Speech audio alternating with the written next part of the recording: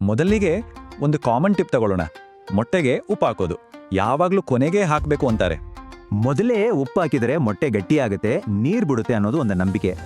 ಆದರೆ food scientists ಪ್ರಕಾರ ಕಥೆ ಬೇರೆ ಇದೆ.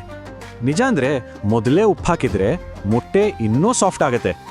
ಸರಿ, ಈಗ ಅಡಿಗೆಯ ಬಣ್ಣವನ್ನ ಹೇಗೆ ಕಾಪಾಡುವುದು ಅನ್ನೋ ಕೆಮಿಸ್ಟ್ರಿ ಬಗ್ಗೆ ನೋಡೋಣ. ಸೊಪ್ಪನ್ನ ಮುಚ್ಚಳ ತೆಗೆದು ಬೇಯಿಸಿದ್ರೆ ಅದರ ಹಸಿರು ಬಣ್ಣ ಹಾಗೆ ಉಳಿಯುತ್ತೆ ಅಂತಾರೆ. ಯಾಕೆ? ಯಾಕಂದ್ರೆ ಮುಚ್ಚಳ ತೆಗೆದಾಗ ಆಸಿಡ್ಸ್ ಆವಿಯಾಗಿ ಕ್ಲೋರೋಫಿಲ್ ನಷ್ಟ ಆಗೋದು ಕಡಿಮೆ ಆಗುತ್ತೆ. ಹಾಗೆ ಗರಂ ಮಸಾಲ, ನಿಂಬೆಹಣ್ಣಿನ ರಸವನ್ನೆಲ್ಲ ಕೊನೆಯಲ್ಲಿ ಯಾಕೆ ಹಾಕ್ತೀವಿ? ಯಾಕಂದ್ರೆ ಬಿಸಿ ತಾಗಿದ್ರೆ ಅದರ ಪರಿಮಳ ಮತ್ತು ತಾಜಾತನ ಎರಡೂ ಹಾಳಾಗುತ್ತೆ. ಈಗ ಫ್ರೆಶ್ನೆಸ್ನ ಅತಿ ದೊಡ್ಡ ಶತ್ರು ಆಕ್ಸಿಡೇಷನ್ ಬಗ್ಗೆ ಮಾತಾಡೋಣ. ಬಿಸಿಲು, ಗಾಳಿ ಮತ್ತು ಶಾಖ ಇವೇ ನೋಡಿ ಆಹಾರದ ಗುಣಮಟ್ಟ ಕೆಡಿಸೋದು. ಎಣ್ಣೆ ಬಾಟ್ಲಿ ಮುಚ್ಚೋದು, ಮಸಾಲೆ ಡಬ್ಬಿ ದೂರ ಇಡೋದು, ಇವೆಲ್ಲ ಆಕ್ಸಿಡೇಷನ್ ತಡೆಯೋಕೇನೆ. ಇನ್ನೊಂದು ಉದಾಹರಣೆ, ಬೆಳ್ಳುಳ್ಳಿ. ಅದನ್ನ ಜಾಲರಿ ಚೀಲದಲ್ಲೇ ಯಾಕಿಡಬೇಕು? ಸರಿಯಾಗಿ ಗಾಳಿ ಆಡಿದ್ರೆ ತೇವಾಂಶ ನಿಲ್ಲಲ್ಲ, ಹಾಗಾಗಿ ಬೆಳ್ಳುಳ್ಳಿ ಹಾಳಾಗೋದು ತಪ್ಪುತ್ತೆ. ಕೆಲವು ಟಿಪ್ಸ್ ಹಿಂದೆ ಬಯಾಲಜಿ ಕೂಡ ಇದೆ.